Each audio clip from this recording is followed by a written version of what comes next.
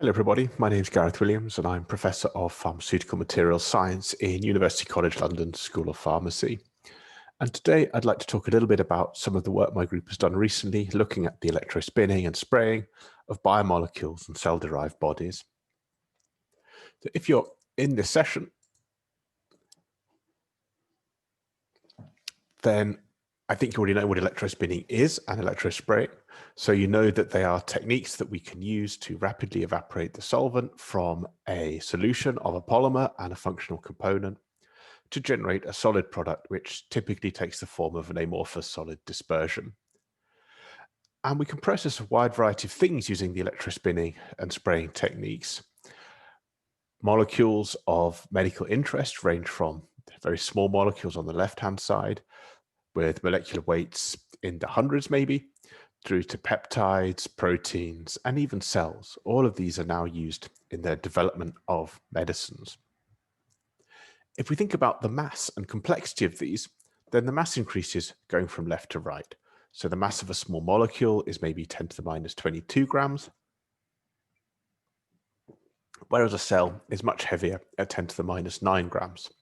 Peptides and proteins lie in the middle somewhere. For a small molecule, the structure is relatively simple. The molecule is essentially defined by the covalent bonds holding the atoms in it together.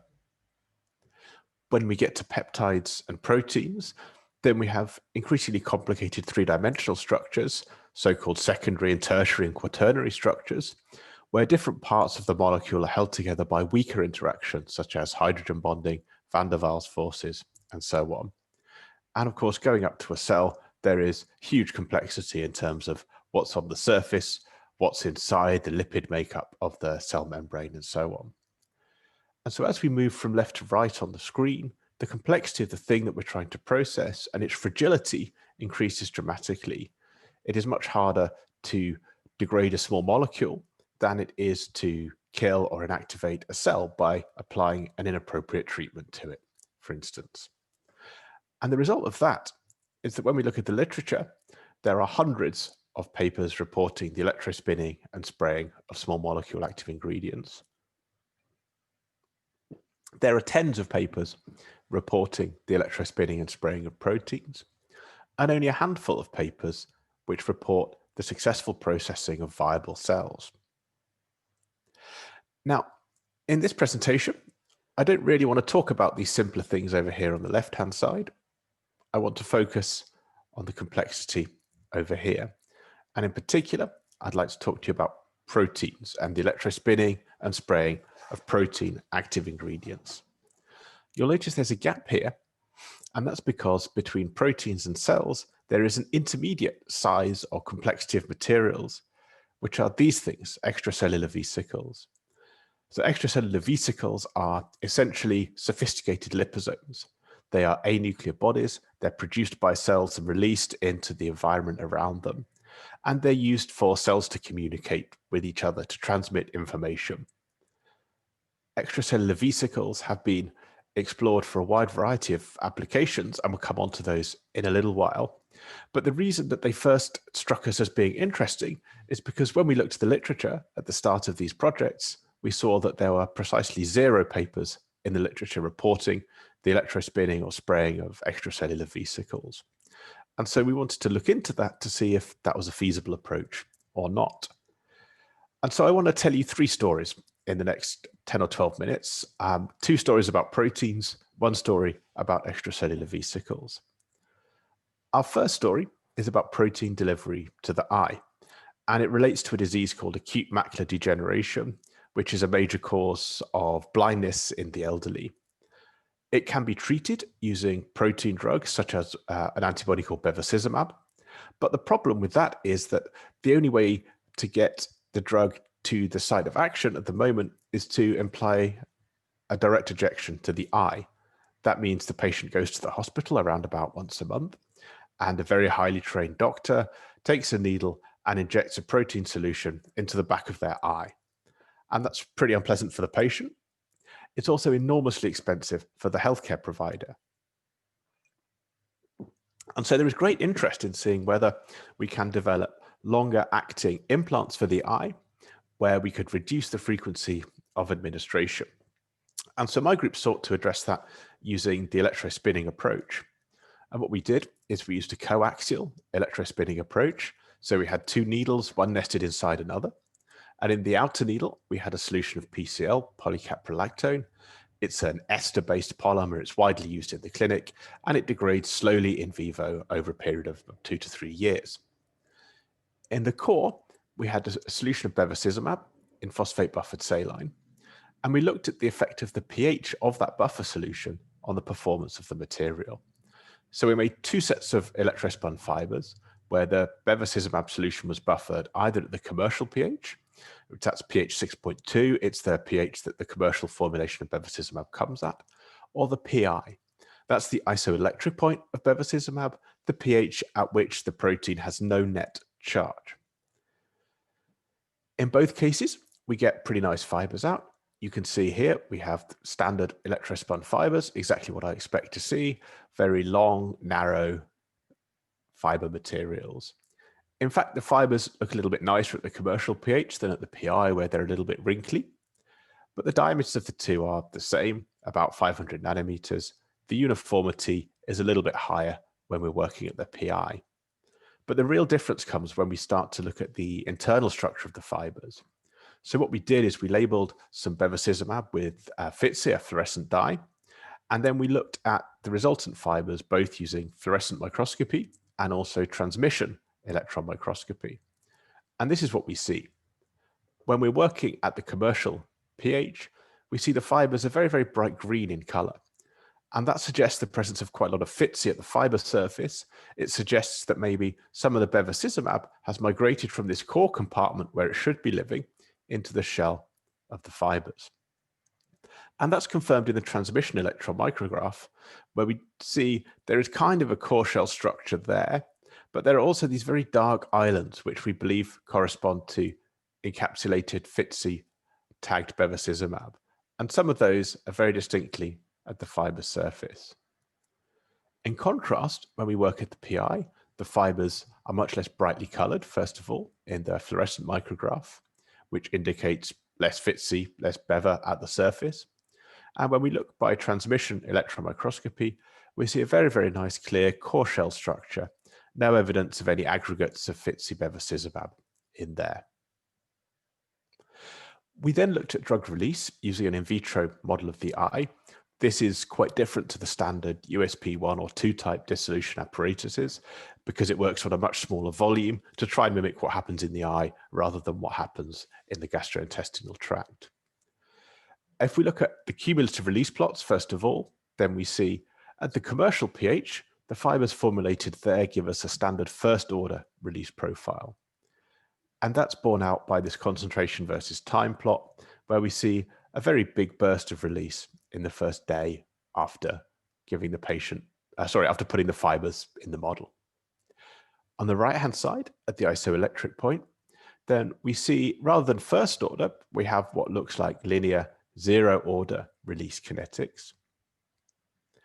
And that's borne out with a much more constant concentration versus time plot with much less variation in it. If we look at the timings here as well, this experiment goes up to 18 days. This one goes up to 60 days. So by working at the PI, what I can do is I can extend the release period over which my drug comes out. And I can change this from a first order release system, which will give me a burst release in the first few days, which is potentially undesirable and causes side effects. And I can keep the amount of release coming every day at a much more consistent level. So we know that we can control the morphology of the fibers and the rate of protein release by changing the pH of the core solution. We next looked at the protein integrity. So what we're looking at here is an SDS page plot with a molecular weight ladder on the left. And the lanes here, 2 through 6, these are the aliquots taken from release studies of fibers made at the commercial pH. The lanes 7 through 14, those are aliquots from release studies where the fibers were made at the isoelectric point, the PI. This here is the control. This is my bevacizumab standard. And we can see the molecular weight is around about 150 kilodaltons. At the commercial pH, we see there is some stuff at 150 kilodaltons for sure, but there's also an awful lot of bands below that. And that suggests the degradation of the protein, the loss of tertiary structure, unfolding of the protein, breakdown of the protein. At the PI, the isoelectric point, we only see this band at around about 150 kilodaltons. We're not seeing anything at lower molecular weight at all, which is indicative that at the PI, I've kept the protein intact. There is no loss to the tertiary structure there. That should mean there is no loss in the efficacy of the protein. And that's exactly what we see if we look at the binding data. So these data are from surface plasmon resonance. And what we do is we bind the target molecule for the protein to a chip, and then we flow the aliquots from the release study over it, and we look at the binding between the bevacizumab released and its target molecule, which is VEGF, vascular endothelial growth factor. At the commercial pH, we see there is some binding initially. Any thing which is positive on the y-axis, anything with a positive relative response is binding. So at the commercial pH, we see that there is some binding up to about day 10. But by day 15, we see the relative response is essentially 0 or indeed negative at day 19. That means there's no binding anymore. So although protein release is continuing, as we saw a couple of slides ago at these time points, when we process at the commercial pH, we are seeing that the protein coming out by these later time points is simply not active. So it's not therapeutically useful. It's not binding to its target. If we look at the PI, then we see all the way from day 1 to day 60, we have very positive relative response rates. And if we quantify that a little bit more, then we see day 30, day 40, day 60, the relative response rates are all the same, essentially, within the error of the experiment. So we see that by changing the conditions under which I process, I can change dramatically the potency of the formulation. And if I get the formulation conditions right, if I process at this isoelectric point, I can extend the release times, I can make the release 0 order, and I can also ensure that the protein is not degraded, that it is still active, even after being in the formulation for a prolonged period of time and released at a late point in time. And the reasons for that are discussed in more detail in our manuscript here. But essentially, we believe this is because at the commercial pH, the protein will have a charge, and that means it will interact with the electric field, which renders it liable to migration to different compartments and degradation. At the PI, the protein is neutral, and therefore it shouldn't feel any influence from the electric field during the electrospinning process, and so should be confined to the core compartment of the fibers. So that's one story. The second story I'd like to tell you is about intradermal protein delivery. And here we're combining two technologies.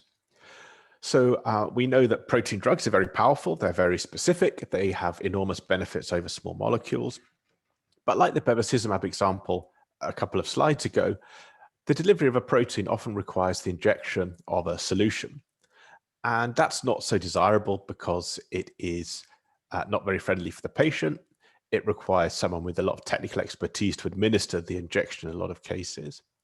So people are increasingly looking for routes where we can develop implants or find alternative ways to deliver a protein payload to a patient. One way of doing that is using microneedles. So here's just a schematic showing microneedles. And these are essentially what it says on the tin. It's an array of very small needles. There may be 300 or so microns in length and separation in these plates here.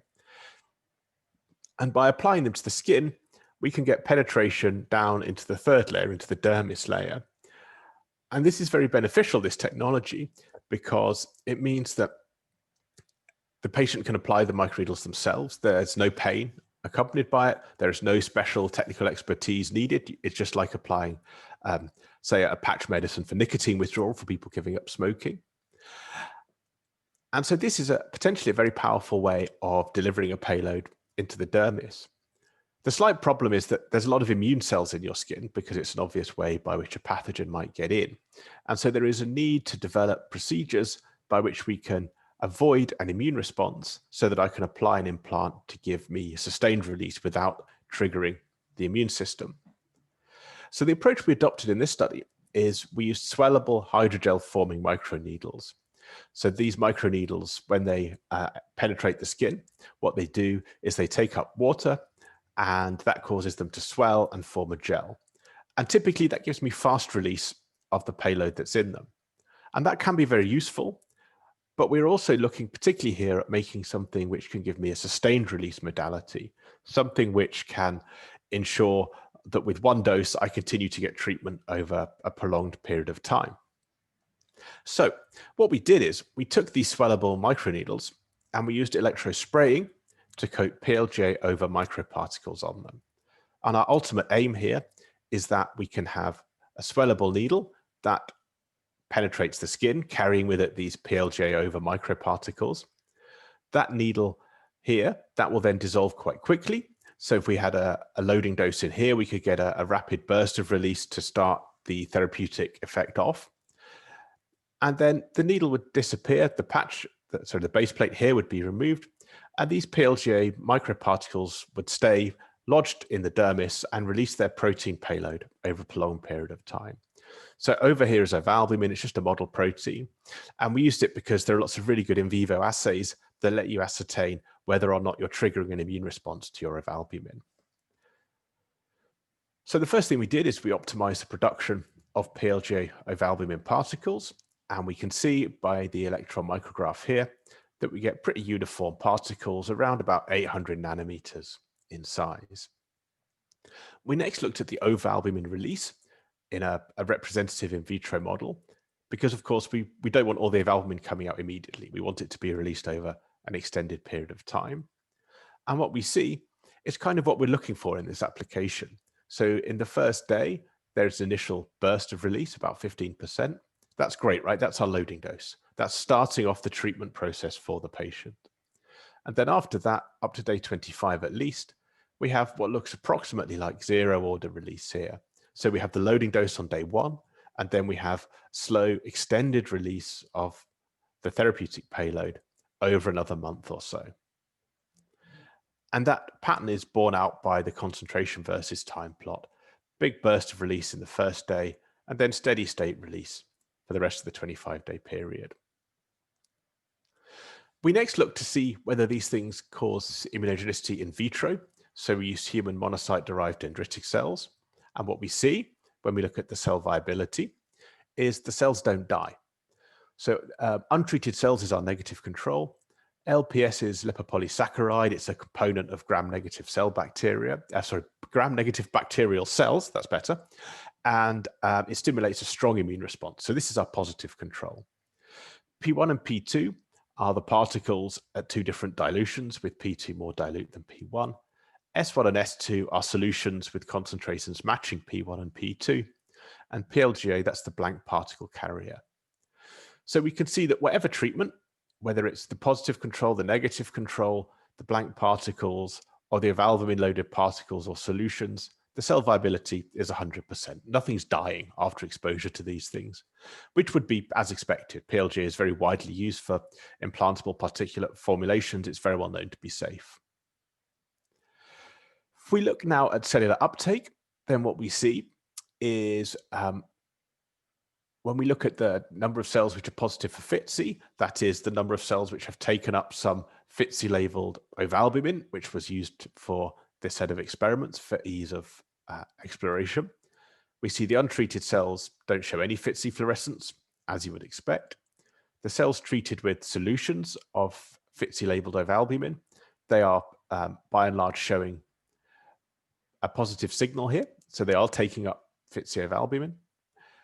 The high concentration particles P1, again, here we see the cells taking up FITC ovalbumin, which they're doing to a much lesser extent in P2, which is expected because it's 10 times as dilute. So all of this tells me that when I make the particles, the cellular uptake of FITC ovalbumin is the same as with the solutions at the high concentration case At the low concentration case, we get much less uptake. If we look at cell maturation, then here we're plotting the percentage of cells which are positive for CD86, which is a marker of dendritic cell maturity. So our untreated cells are not expressing CD86 to any extent. Our positive control cells, LPS, 40% of those are expressing high levels of CD86. So this is diagnostic of the LPS causing us an immune response here. Whereas with the particles and solutions, we don't see any CD86 stimulation at all. So that's really good, right? This suggests that my particles are not immunogenic in the in vitro setting. So now we moved on and we started to prepare ourselves for in vitro work. And the first thing we did is we looked at coating our microneedles. So here is a picture of some uncoated needles and some coated needles. Other than the color change, which is because we put a dye in the PLGA solution used for electrospraying, we don't see much difference here. If we look at the needle arrays themselves, then at the top, what we're looking at is the blank microneedles at different magnifications. And here are the coated microneedles.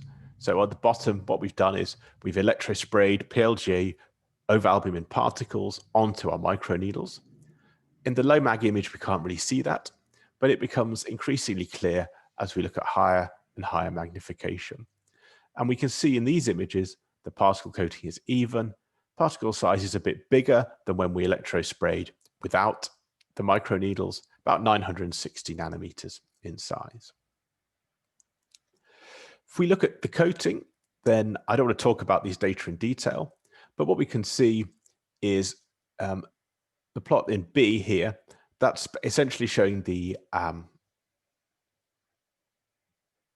performance of the microneedles in an assay mimicking the application to the skin. So it's showing their penetration through different numbers of layers of parafilm in a very simple model where we just stack a lot of layers of parafilm together to mimic the skin in a very crude manner. We can see that the dark line for the coated needles and the light colored line for the uncoated needles, they're superimposable. So that means coating the microneedles in these electrosprayed particles is not affecting the implantation process. It's not affecting the ability of the microneedles to get into the skin, get into the dermis. And we can see that by looking at some pictures. So this is just a photograph of this first layer of parafilm here.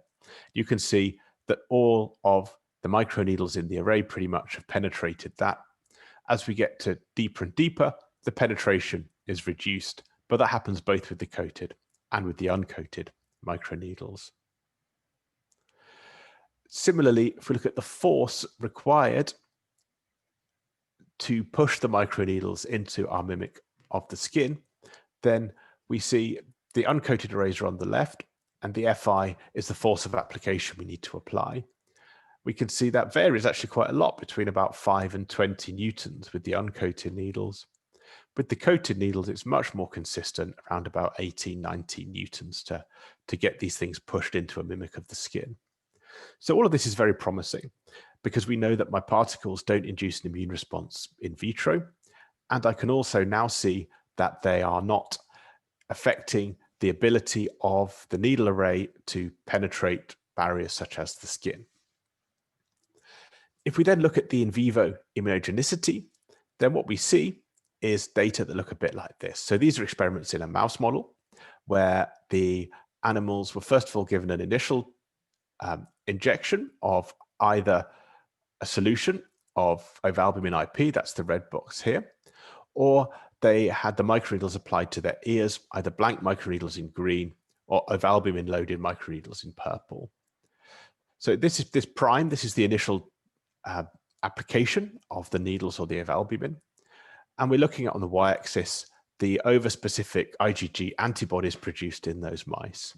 So after the initial application, we're not really seeing much at all, maybe a little bit of antibody production in response to the injection of albumin.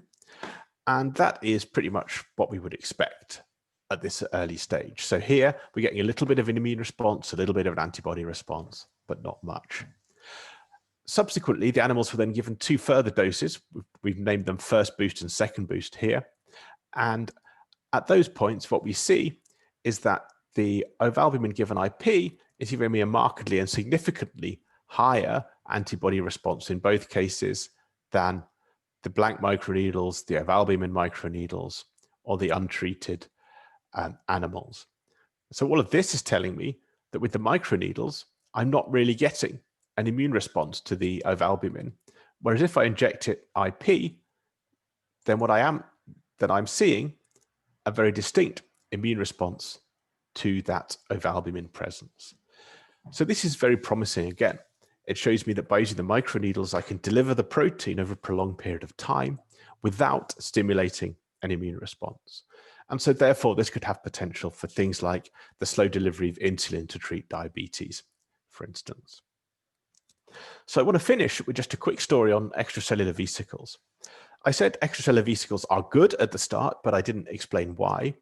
And the reason why they're good is because they contain all sorts of lovely things that help cells to grow and to differentiate and proliferate. So the extracellular vesicle, it's bounded by a lipid bilayer. And on that bilayer, there are some surface proteins in the same way that a cell would have them. And inside the microvesicle, there are a range of RNAs and microRNAs and all sorts of other proteins. And the reason we got interested in extracellular vesicles is because it's been shown in the literature that these have massive potential for a range of tissue engineering approaches. And when people have done studies looking at the stem cells which are generally used for tissue engineering side by side with extracellular vesicles, what they find is you can recapitulate pretty much all of the effects of a stem cell implant by giving a patient or an animal instead extracellular vesicles from those stem cells. So it seems that a lot of the tissue regeneration ability of stem cells, and indeed other cell types, arises not from the cells themselves, but from the stuff that they secrete, including their extracellular vesicles. So we were interested to see whether we could electrospin these, because at the moment, pretty much all the studies in the literature that look at extracellular vesicles, they just apply them by injection. And that's clearly suboptimal because, first of all, it's unpleasant for the patient, but also because if we're applying them by injection, particularly to a high shear environment like the heart, for instance, then a lot of those vesicles will be cleared away very quickly. So not many of them are going to stick around and exert a therapeutic effect. So our ultimate goal here is to develop a slow release formulation, similar to the protein formulations I've shown you in the previous stories, to give us sustained release of vesicles over a prolonged period of time, which should lead to more efficient tissue regeneration processes. This is a proof of concept study here, because when we did this work, no one had ever electrospun an extracellular vesicle before, and we wanted to know if it was possible.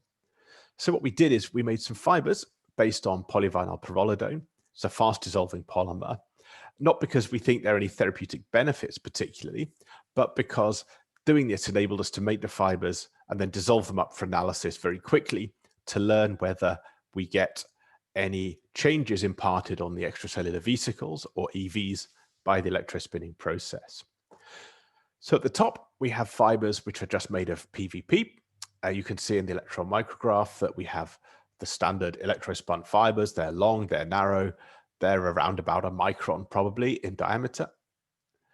When we add extracellular vesicles in the green and the red formulations, we see the fiber diameter goes down as the solution becomes more conductive. But still we have very regular fibers. The green here, these are extracellular vesicles which we isolated from fetal bovine serum. And the red at the bottom, these contain extracellular vesicles from mesenchymal stem cells. So including the extracellular vesicles is making the fibers narrower, but otherwise it's not affecting their properties. So next we dissolved the particles up, and we did an experiment called nanoparticle tracking analysis, which is like a sophisticated version of dynamic light scattering, essentially. It provides a greater richness of information. At the top, we have what we see with PVP fibers alone. At the bottom, what we see with the fibers containing the mesenchymal stem cell extracellular vesicles. You can see the plots look about the same, which is kind of disappointing, but that's just because the polymer that we're using here is quite long chain, and so it aggregates and it forms these small particles which can be seen in the NTA, in the nanoparticle tracking analysis. If we look at the two plots and we count the number of particles per unit volume, then we do see a significant increase in particles per unit volume when we add the extracellular vesicles. And that increase pretty much mirrors what we'd expect based on the number of vesicles that we added. If we take the dissolved fibers and run transmission electron microscopy, we see very clear evidence for extracellular vesicles. So these things are typically around about 100 nanometers in size, and we can see them here. I said that they're bound by a lipid bilayer, and we can see that bilayer on the outside. So the increased number of particles and the transmission electron microscopy, both of those suggest to us that we have generated extracellular vesicles from our fibers. So that suggests the extracellular vesicles I put in, I'm getting out again at the other end. We also looked at the protein, and we looked at the protein concentration in the solution we used for electrospinning in the first place, and then with the dissolved fibers. So on the left, we have the fetal bovine serum vesicle system. On the right, the mesenchymal stem cell system. In both cases, we see the protein content goes down. And if we use that to calculate an entrapment efficiency or encapsulation efficiency, we get about 77% with the fetal bovine serum case, 71% with the mesenchymal stem cell case. So it looks like we're losing some of the protein. Maybe we're getting a little bit of protein degradation or loss sticking to plasticware or something during the process. But the encapsulation efficiency is nevertheless pretty good here. We were happy with that. So we know that we can make fibers with the EVs present, and we know that we're getting a sizable proportion, at least, of the extracellular vesicles out at the other end. The final question we wanted to answer is what happens to the vesicles in terms of their functional performance? And so to test that, we used a cell stress assay where we took some rat cardiomyocytes and we stressed them by depriving them of serum. And that causes cell death. So if we look on the left at the bar marked 0, we can see we have about 40% or so of viable cells after the serum deprivation. So these cells here, they've been cultured in standard medium, but without serum.